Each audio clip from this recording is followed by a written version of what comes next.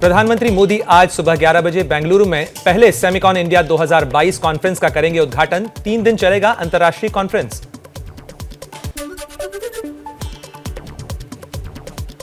PM Modi आज गुजरात में वैश्विक पाटीदार व्यापार सम्मेलन का भी उद्घाटन करेंगे। सम्मेलन का मुख्य विषय आत्मनिर्भर समुदाय से आत्मनिर्भर गुजरात और भारत रखा गया है। बीजेपी अध्यक्ष जेपी नड्डा का गुजरात दौरा। पार्टी नेताओं और कार्यकर्ताओं के साथ करेंगे बैठक। गुजरात में साल के अंत में होना है चुनाव।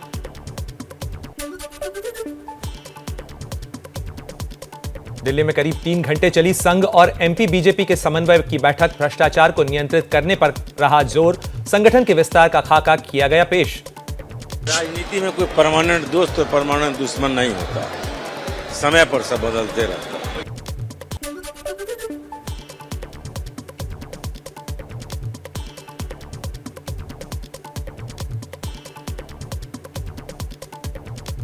मैं अपनी ज़िंदगी में यूपी की फिर से मुख्यमंत्री बनने व आगे चलकर देश का पीएम बनने का ही सपना देख सकती हूँ, लेकिन देश का राष्ट्रपति बनने का तो सपना मैं कभी भी नहीं देख सकती हूँ।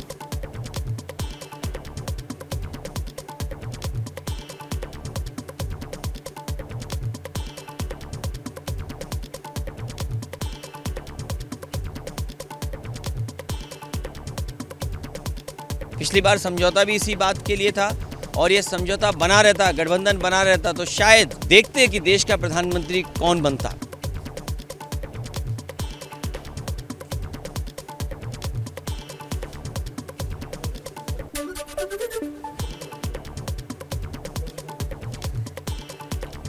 सचिन पायलट ने इशारों में राजस्थान में सीएम बदलने की मांग की। कहा, राज्य में हर 5 साल में सरकार बदलती है, अगर आलाकमान सही फैसला लेगा तो फिर से हमारी ही सरकार बनेगी।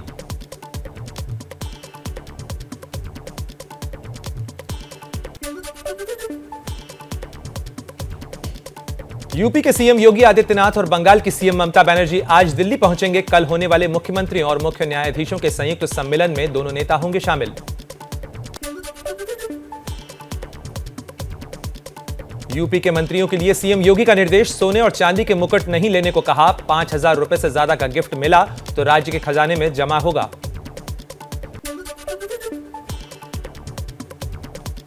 समाजवादी पार्टी के नेता आजम खान ईद तक जेल से रिहा नहीं हो पाएंगे। इलाहाबाद हाईकोर्ट ने 4 मई को नए सिरे से सुनवाई होगी। यूपी सरकार ने कुछ और तथ्य पेश करने के लिए समय मांगा है। असम में पीएम मोदी ने 7 कैंसर अस्पतालों का उद्घाटन किया। अमृत सरोवर परियोजना की आधारशिला रखी। दीफू की रैली में बोले, कभी यहां बम की आवाज सुनाई देती थी, आज तालियां गूंज रही हैं।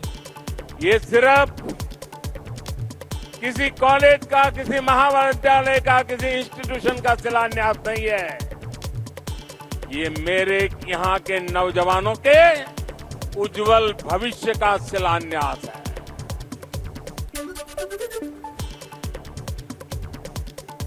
असम में पीएम मोदी की जनसभा में मौजूद रहे टाटा ट्रस्ट के अध्यक्ष रतन टाटा। कहा, अब अपनी जिंदगी स्वास्थ्य के लिए समर्पित कर रहा हूं। असम बने एक बेहतर राज्य।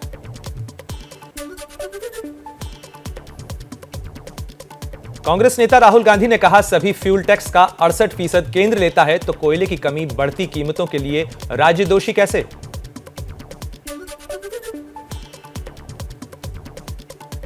पीएम की पेट्रोल पर वैट कम करने की अपील पर बंगाल की मुख्यमंत्री ममता बनर्जी ने फिर कहा, केंद्र सरकार जनता को गुमराह कर रही है, राज्यों का पैसा लेकर बैठी है, हमारा पैसा वापस करो।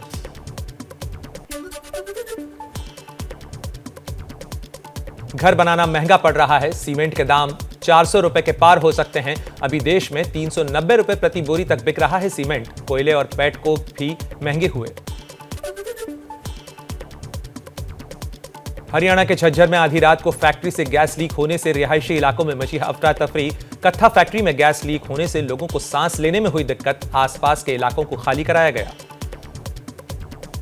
यहाँ पे गैस लीक हो रही है, कोई यहाँ पे नहीं रहेगा, सारे घर के अंदर चले जाए, कोई अपने बच्चों को बाहर नहीं निकालेगा, सारे खिड़की दरवाजे बंद कर ले अपने।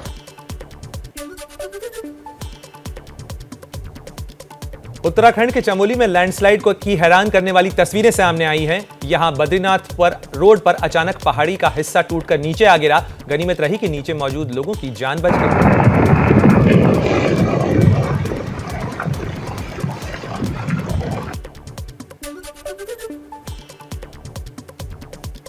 एमपी के रीवा में मध्यांचल बैंक के अस्थायी सेंटर पर कुछ लोगों ने ज्यादा पैसे निकालने को लेकर सेंटर चालक से की मारपीट। सीसीटीवी में कैद हुई तस्वीरें।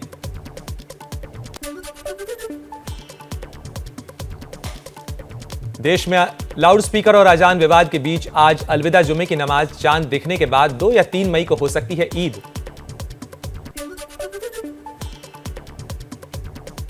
प्रयागराज में पहली बार सड़कों पर नहीं होगी अलविदा जुमे की नमाज। विवाद से बचने को मुस्लिम धर्मगुरुओं ने किया फैसला।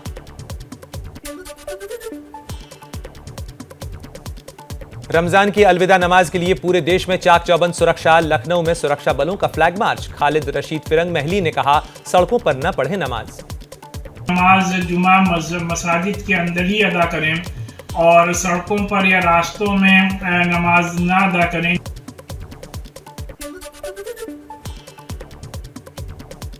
श्रीनगर की जामिया मस्जिद में इस साल नहीं होगी अलविदा जुमे की सामूहिक नमाज।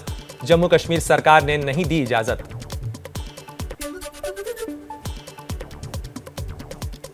लाउडस्पीकर के विवाद के बीच मुंबई में दादर के शिवाजी पार्क में 3 मई को नमाज पढ़ने की मांग। औरंगाबाद के वकील नईम शेख ने सीएम और नगर विकास मंत्री एकनाथ शिंदे को लिखी चिट्ठी।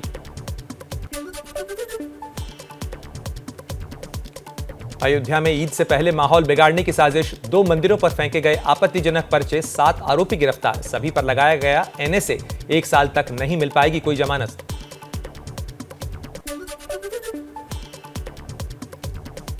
महाराष्ट्र के धुले में एक गाड़ी से पुलिस ने 80 से ज्यादा तलवारें और दूसरे धारदार हथियार बरामद किए हैं। बीजेपी ने कहा, अजान लाउडस्पीकर विवाद के बीच क्या दंगे कराने की साजिश चल रही है। दिल्ली में जहांगीरपुरी हिंसा के आरोपी फरीद उर्फ आरिफ गिरफ्तार। पुलिस ने कोलकाता से पकड़ा। भीड़ को उकसाने का है आरोप। आरिफ पर कई आपराधिक मुकदमे दर्ज हैं।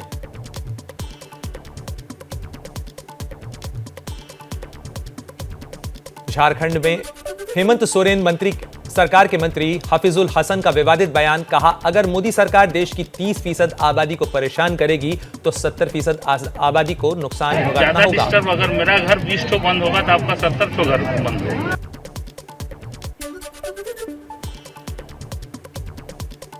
देश में सांप्रदायिक तनाव के बीच संघ प्रमुख मोहन भागवत का बयान। कहा, हिंसा से किसी का भला नहीं होता। जिस समाज को हिंसा प्रिय है वो अपने अंतिम दिन गिन रहा है। सब लोग मिलके बुरा भी सोच सकते हैं तो गुंडागर्दी होती है, दंगे फसाद होते हैं, मारकाट होती है, हिंसा होती है, अशांति फैलती है। वो नहीं होना चाहिए।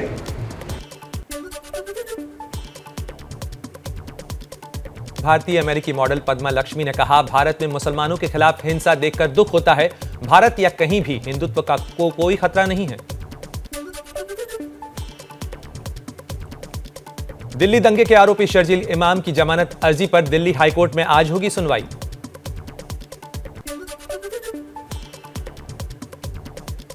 यूपी में अवैध लाउडस्पीकर पर कार्रवाई जारी। धार्मिक स्थलों से अब तक करीब 22,000 से ज्यादा लाउडस्पीकर हटाए गए। 42,000 से ज्यादा की आवाज कम की गई।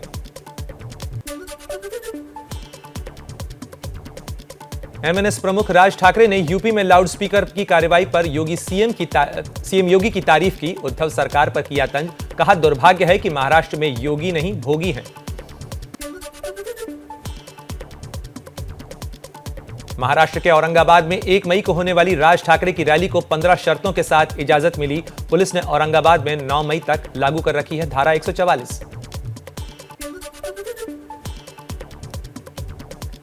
मुंबई में नवनीत राणा और उनके पति रवि राणा की जमानत अर्जी पर सेशंस कोर्ट में सुनवाई। मुंबई पुलिस दाखिल करेगी जवाब।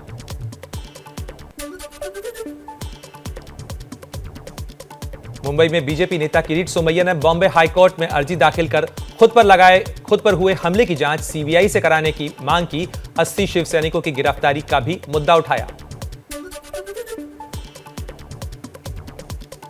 महाराष्ट्र में शिवसेना और बीजेपी में चल रही तनातनी के बीच फिर गर्मा सकता है 2019 का फोन टैपिंग केस। चार्जशीट के मुताबिक आईपीएस रश्मि शुक्ला के आदेश पर टैप किए गए थे संजय राउत और एकनाथ खड़से के फोन। 2018 की कोरेगांव भीमा हिंसा केस में एसीपी अध्यक्ष शरद पवार को समन जांच कमेटी ने 5 और 6 मई को बुलाया। शरद पवार बोले, मेरे खिलाफ कोई आरोप नहीं। यूपी के बांदा में बीजेपी नेता श्वेता सिंह गौर की संदिग्ध मौत, फंदे से लटका मिला शव, पति और ससुराल वालों पर केस दर्ज। बेटियों ने पिता पर लगाया प्रताड़ित करने का आरोप।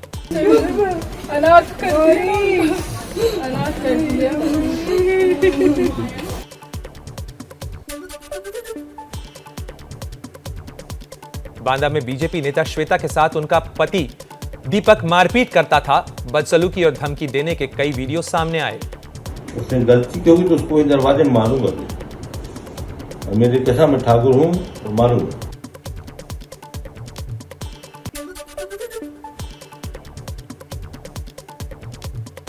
जम्मू कश्मीर के कुपवाड़ा में तस्करी मॉड्यूल का पर्दाफाश, 3 आरोपियों को गिरफ्तार किया गया। सीमा पार से गोला बारूद लाने का है आरोप।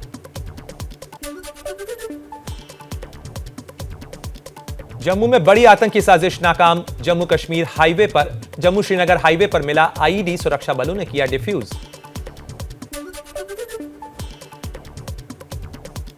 छत्तीसगढ़ में नक्सलियों का हमला, नारायणपुर में निर्माण के काम में लगी 3 सरकारी गाड़ियों को जलाया।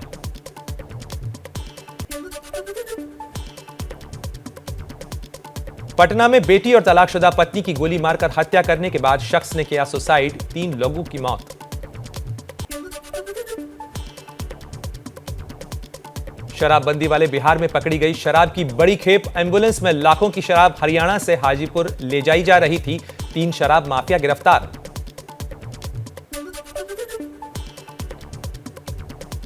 दिल्ली के शाहीन बाग इलाके में 100 किलो ड्रग्स बरामद, 30 लाख नकद भी मिले। नारकोटिक्स विभाग ने मारा था छापा।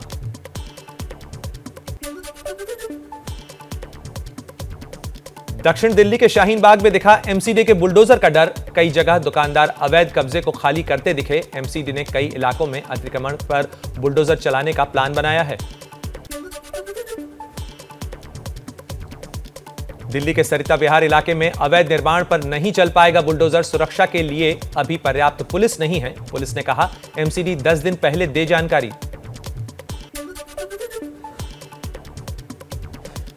यूपी के गाजियाबाद में अवैध कॉलोनी पर चला बुलडोजर। मसूरी इलाके में 20 साल पहले बसी थी अवैध कॉलोनी। कई घरों को तोड़ा गया।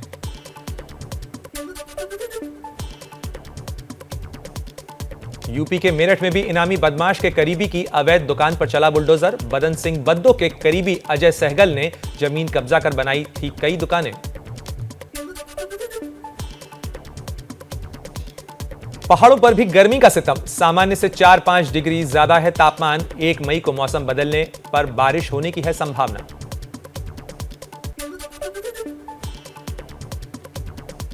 पूरे देश में कहर ढा रही है गर्मी। अभी 5 दिन और लू चलने के आसार। दिल्ली, राजस्थान, हरियाणा, उत्तर प्रदेश और ओडिशा में ऑरेंज अलर्ट जारी किया गया है।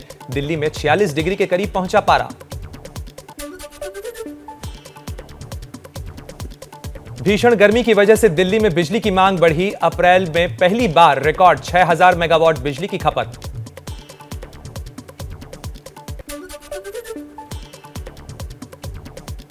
यूपी में बिजली कटौती पर सियासी घमासान। अखिलेश यादव का बड़ा आरोप। कहा, जहां समाजवादी पार्टी के वोटर, उन इलाकों में बिजली की कटौती ज्यादा हो रही है।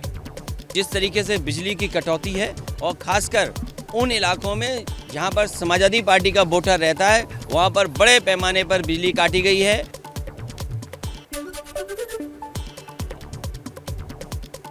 राजस्थान के जालौर में पानी की भारी किल्लत। गांवों में लोगों को नहीं मिल रहा पीने का पानी। प्यास बुझाने के लिए गंदा पानी पीने को मजबूर हैं लोग।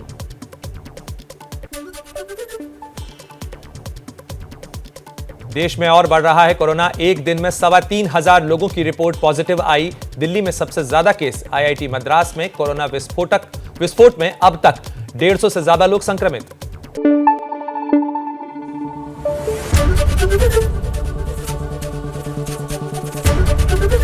एबीपी न्यूज आपको रखे आगे।